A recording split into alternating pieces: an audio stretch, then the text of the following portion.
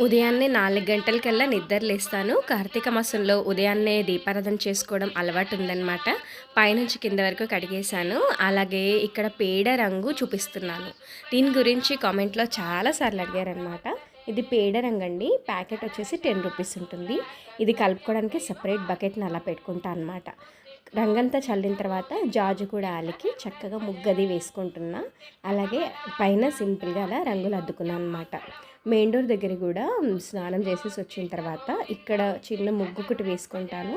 ఆ తర్వాత దీపారాధన చేసుకుంటాను. ముందు గుమ్మం పూజించిన తర్వాత దీపాలు వెలిగించి ఆ తర్వాత తులసమ్మ దగ్గర దీపారాధన చేసుకుంటా.